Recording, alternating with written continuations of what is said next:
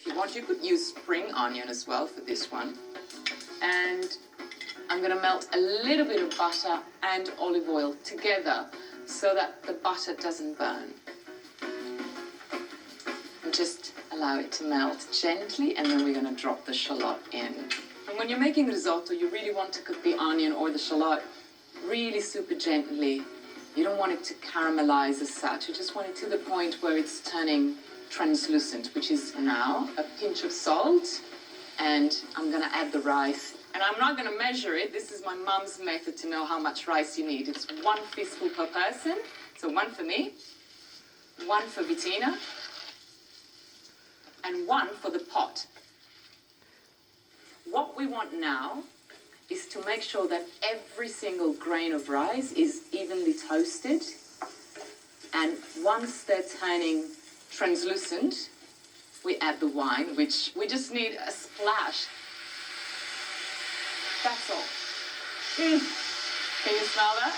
Absolutely. The second white wine touches cooking oil and onion in particular, it just smells so beautiful. It just changes the ambience of the room. Completely. We're going to turn the heat off, and I'm going to start ladling in my stock to submerge the rice. And look at the beautiful color of my stock. The stock, when making a risotto, is a fundamental ingredient, and this is why it's really a good idea to have a very good quality stock on the boil. And it's just a super easy thing to make. I mean, this one is just onion, celery, some carrot, and then the pods from the peas. And the thing is, because the risotto is cooked in the stock, it will absorb its flavor. So the better quality your stock, the better flavor you give your risotto. Now, I think there is a little misconception around how to make risotto, and a lot of people think that a lot of stirring is required for risotto to come out really well. But the thing is, the more you stir it, the more starch you release.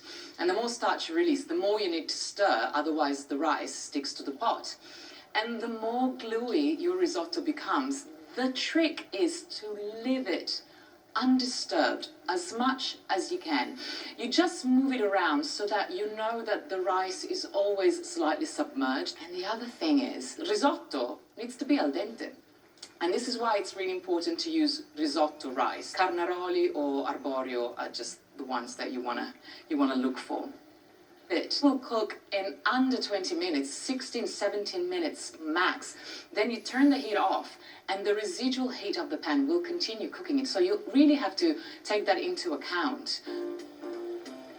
With the risotto gently simmering now, it's time for our seafood. And I always love to use green prawns for this dish. In fact, I'm actually going to add the prawn shells and heads into the stock. Once the prawns have been peeled and deveined, the shells and the heads will add a depth of flavor to the risotto stock, which is super important. Hey, Bettina, why do you think Italian cooking is so tactile and we can get away with, cooking using our eyes and our hands? I really think it's inbred. I mean, I grew up sitting on the kitchen bench watching my mother and my grandmother cook. And they didn't have measuring jugs or scales. Yeah. No, it was whatever was in the garden, whatever was in the fridge. They it's just instinct. It was instinct. So they put it all together, and I think that's just learned from generation to generation because it does go back so far. I'm going to give it a taste to see how the rice is going. It's looking good. Oh my God.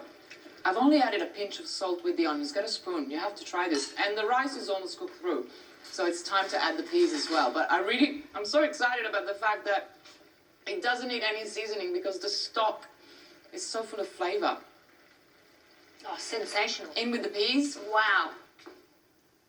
Because the peas only need a few minutes. Actually, you know what? I think we've shelled more than enough. We can snack on those later. I'm going to give it a stir. And I'm going to turn the heat off. The rice is not cooked through yet, but it will cook with the residual heat of the pan. Prawns are very delicate. You don't want to overcook them, and the residual heat will be more than enough because we're going to pop the lid on, and that will create the steam that is required to finish cooking the rice, the peas, and to cook through the prawns. And a tiny bit of butter, like not even a tablespoon. What I am doing now, this stirring action, is called mantecatura, which is what will create that beautiful, coveted, creamy texture that in Italy we call allonda, the way of the waves. It's very romantic, but you know, Italians and food, that's a love affair. And as you can see, it is quite wet, and this is the way risotto needs to be. Allonda. Lid on.